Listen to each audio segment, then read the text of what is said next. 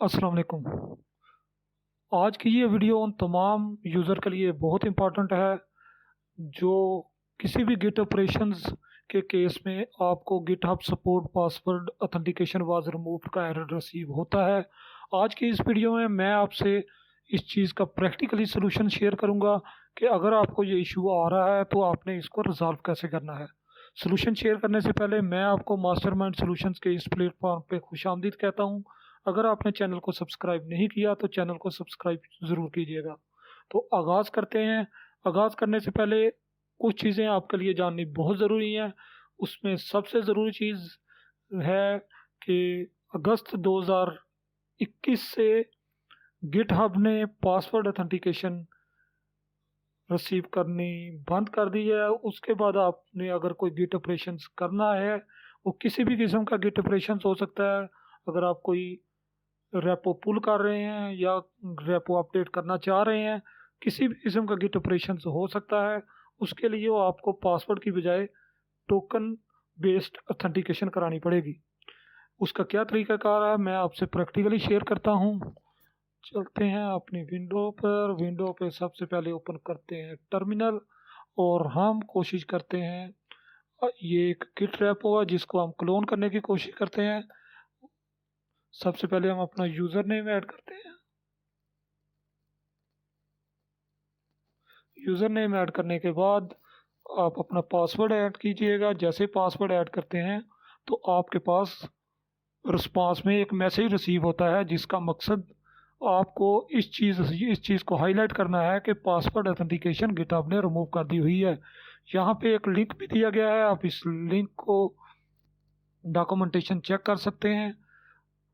अभी हम करते हैं कि इस इशू को रिजॉल्व कैसे करना है। यहाँ पे उन्होंने इंडिकेट किया गया है कि जैसे मैंने आपको पहले बताया कि पासवर्ड ऑथेंटिकेशन रिमूव कर दी गई है, तो अभी टोकन बेस्ड ऑथेंटिकेशन है। अभी ये टोकन आपने कैसे जनरेट करना है, आप अपने गिटहब रेपो पे जाइए।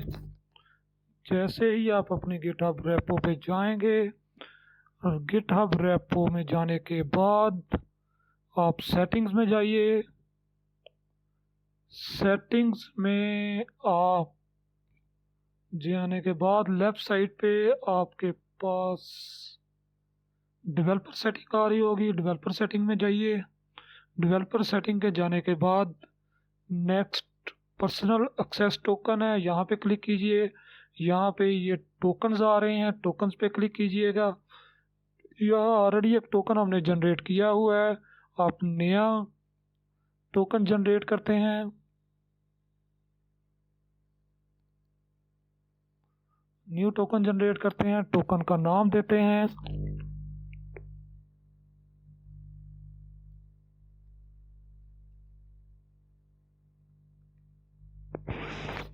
टोकन का नाम दिया आपने। आपने उसकी एक्सपायरी बतानी है कि आपने कितने अरसे के लिए उसको वैलिड रखना है।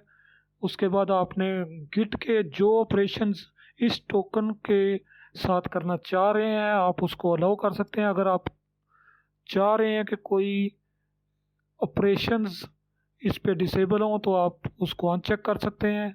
ये डिफरेंट किस्म के ऑपरेशंस हैं। जो रीड एंड राइट के रूल्स हैं वो आप चेक कर सकते हैं। ये इस टोकन जनरेट करने का मकसद गिटहब का सिक्योरिटी इन्हेंस करना है। आप इन तमाम चीज़ों को रीड कर सकते हैं। ये तमाम सिक्योरिटी चेक्स हैं जो एक गिटहब ऑपरेशन के लिए ज़रूरी हैं।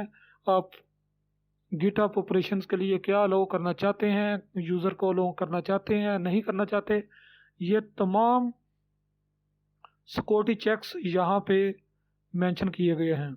आपने अपने लिहाज से इन सिक्योरिटी चेक्स को चेक अनचेक कर लेना है। उसके बाद आपने जनरेट टोकन करना है। जनरेट टोकन करने के बाद आपका टोकन जनरेट हो गया है। यहाँ पे उन्होंने आपको मेंशन किया हुआ है, ये बहुत ज़रूरी चीज़ है कि आपने एक दफ़ा टोकन जनरेट कर लिया, वो दोबारा आपको कॉपी करने के लिए अवेलेबल नहीं होगा। आपने इस चीज़ को मेक श्योर करना है कि कॉपी करके इसको कहीं पे सेव कर लें। अभी हमने ये कोड टोकन जनरेट करके इसको कॉपी किया है। अभी हम दोबारा जाते हैं अपने कंसोल पे। कंसोल पे दोबारा कोशिश करते हैं अपने गिट रेपो को क्लोन करने की।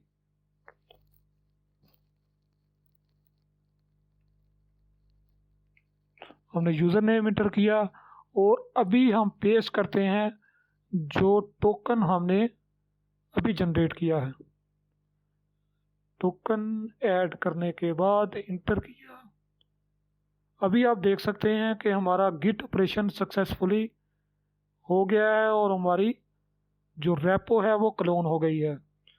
तो आपसे ये सब कुछ शेयर करने का मकसद यही था कि इससे पहले कोई भी गिट ऑपरेशन करने के लिए हमें गिटहब के पासवर्ड की ज़रूरत पड़ती थी, लेकिन जैसा कि अगस्त 13 2021 के बाद पासवर्ड ऑथेंटिकेशन रिमूव कर दी गई है और टोकन बेस्ड ऑथेंटिकेशन है। आपने कोई भी गिटहब ऑपरेशन करना है उसके लिए आपको टोकन जनरेट करना पड़ेगा। जनरेट करने के बाद उसी टोकन को यूज़ करने पड़ेगा। और एक और ज़रूरी बात, जो टोकन है उसकी जो आपने वैलिडिटी रखी है 1 महीना 2 महीना, आप उसी के दौरान उसको यूज़ कर सकते हैं। उसके बाद वो एक्सपायर हो जाएगा, आपको नया टोकन जनरेट करना पड़ेगा। नया टोकन जनरेट करना पड़ेगा या जैसे कि हम उसको रीजनरेट भी कर सकते हैं। जैसे हम ये टोकन है, इसी टोकन को हम रीजनरेट करना चाहते हैं। अगर ये आपका टोकन एक्सपायर्ड हो गया है या लॉस हो गया है तो आप इसी टोकन को दोबारा रीजनरेट कर सकते हैं और उसकी वैलिडिटी, उसके बाकी जो आपने चेक्स लगाए थे वो उसी तरह रहेंगे। आप उसको रीजनरेट कर सकते हैं तो वो नया टोकन आपके लिए जनरेट हो जाएगा, आपने उसको यूज़ कर सकते हैं। उम्मीद है ये वीडियो आपके लिए हेल्पफुल साबित होगी। चैनल को सब्सक्राइब ज़रूर कीजिएगा और अगर वीडियो आपके लिए हेल्पफुल हुई तो आप वीडियो को लाइक ज़रूर कीजिएगा। अपना ख्याल रखिएगा। शुक्रिया।